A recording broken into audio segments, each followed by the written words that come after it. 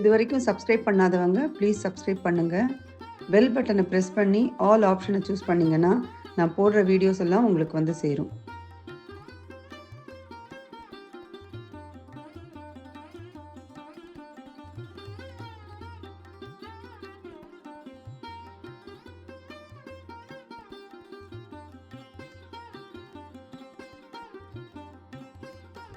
இன்றைக்கி நான் முள்ளங்கி துவையல் செஞ்சுருக்கேன். டேஸ்ட் ரொம்ப அருமையாக வந்திருக்கு. இதை எப்படி செய்யுதுங்கிறத இப்போ பார்க்கலாம். வாங்க வீடியோக்குள்ளே போகலாம். Hi friends, welcome to சுகீஸ் kitchen. முள்ளங்கி துவையல் செய்யறதுக்கு ஒரு மீடியம் சைஸ் முள்ளங்கி எடுத்துட்டுருக்கேன். அதை 2 பக்கமும் கட் பண்ணிவிட்டு சைடில்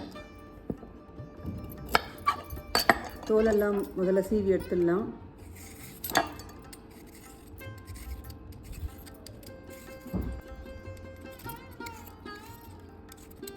தோல் எடுத்தப்புறம் இதை நல்லா வாஷ் பண்ணிட்டேன். இப்போ வந்து இதை துருவிக்கலாம். இதில் முள்ளங்கியை இந்த மாதிரி துருவி வச்சுருக்கேன். ஒரு மீடியம் சைஸ் முள்ளங்கியை தோல் எடுத்துகிட்டு துருவி வச்சுருக்கேன். உளுத்தம்பருப்பு 1 டேபிள் ஸ்பூன், வறுத்த வேர்க்கடலை 2 டேபிள் ஸ்பூன், காஞ்ச மிளகா 3, இஞ்சி 1 அங்குலத்துண்டு தோல் எடுத்துகிட்டு பொடியாக கட் பண்ணி வச்சுருக்கேன். புளி வந்து ஒரு சின்ன கோலி அளவு, உப்பு 1/2 டீஸ்பூன், எலுமிச்சம்பழச்சாறு 1 டீஸ்பூன் இதெல்லாம் எடுத்து வச்சுட்டுருக்கேன்.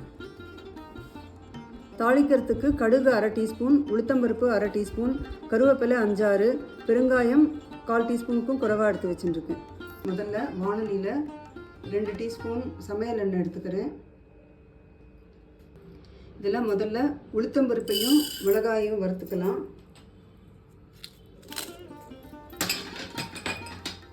ஸ்டவ்வை வந்து மீடியம் விட கொஞ்சம் குறைச்சி தான் வச்சுருக்கேன்.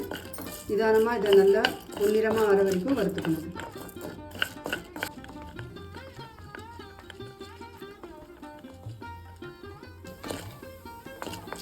பருப்பெல்லாம் இப்போ வந்து பொன்னிறமாக ஆகிடுத்து. இப்போது இஞ்சியை சேர்த்து கொஞ்சம் வதக்கிக்கலாம்.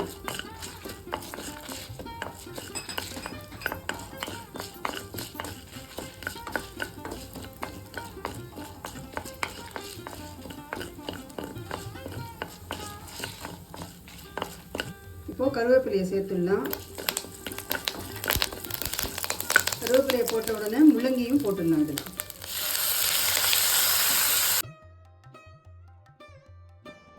முள்ளங்கியை போட்ட உடனே உப்பு சேர்க்கலாம். உப்பு சேர்த்து வதக்கும்போது முள்ளங்கி சீக்கிரமாக வதங்கிடும். நான் இப்போ வந்து பாதி உப்பு தான் சேர்க்குறேன். டேஸ்ட் பார்த்துட்டு கடைசியில் தேவைக்கேற்ற மாதிரி சேர்த்துக்கலாம்.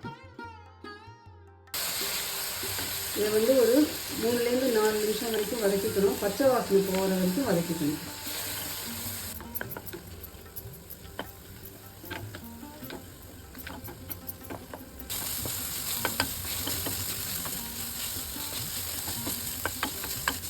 முள்ளங்கி வதக்கும் போதே இந்த புளியையும் இதில் சேர்த்து நம்ம வதக்கி விட்டுக்கலாம்.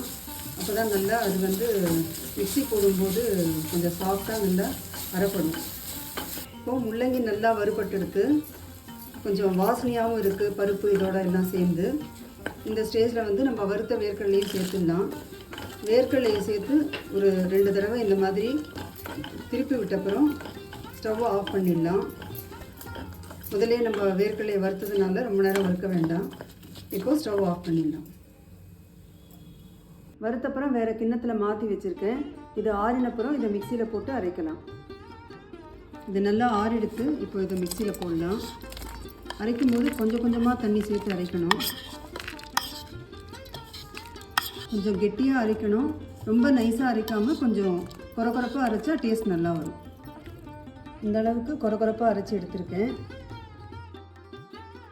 இதில் 1 டீஸ்பூன் லெமன் ஜூஸ் சேர்க்குறேன். லெமன் ஜூஸ் சேர்க்கறதுனால துவையலுக்கு நல்ல கூடுதலான டேஸ்ட் கிடைக்கும்.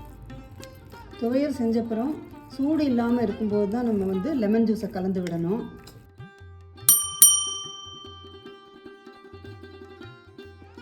லெமன் ஜூஸ் சேர்த்தப்புறம் டேஸ்ட் பார்த்தேன். டேஸ்ட் சரியாக இருக்கிறதுனால நான் மேற்கொண்டு உப்பு சேர்க்கலை. கடுகு, உளுத்தம்பருப்பு, கருவேப்பிலை, பெருங்காயம் இதெல்லாம் தாளிச்சிருக்கேன். இப்போ இதோட சேர்த்துடலாம்.